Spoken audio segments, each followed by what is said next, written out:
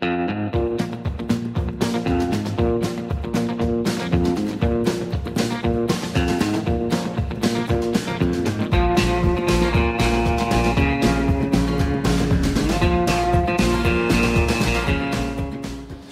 אני דוקטור שלומי לוי.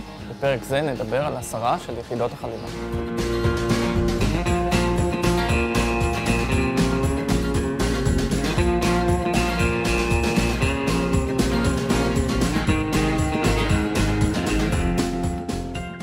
השאלה הבסיסית שעולה כשמדברים על הסרה של אשכול החליבה היא מה זה אומר שהחליבה הושלמה. איך יודעים שהפרות נחלבו בצורה טובה? צריך להבין שלא ניתן לרוקן לגמרי את העטים מחלב. חלב מיוצר בכל עת, כך שאין צורך לנסות ולרוקן לגמרי את העטים. רבעים שונים מכילים כמות שונה של חלב, נחלבים בקצב שונה, ולכן חליבתם מסתיימת בזמנים שונים.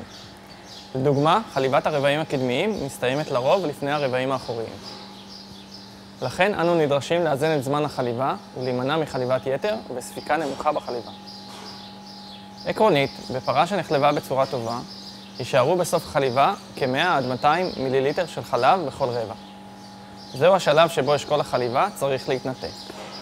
ההמלצה לניתוק אשכול החליבה היא כאשר קצב זרימת החלב יורד מתחת ל0.5 עד 1 ליטר לדקה.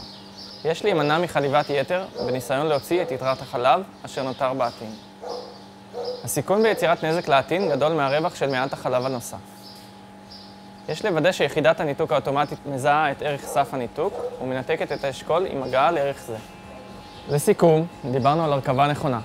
אנו רוצים לוודא שלא הרכבנו את אשכול החליבה מוקדם מדי, שהזמן בין גירוי העטין להרכבת האשכול עומד על דקה עד 2.5 דקות, ובסיום החליבה אנו רוצים הסרה של אשכול החליבה בזמן הנכון, תוך הימנעות מחליבת יתר, כשקצב החליבה נע בין 0.5 ל-1 ליטר חלב בדקה.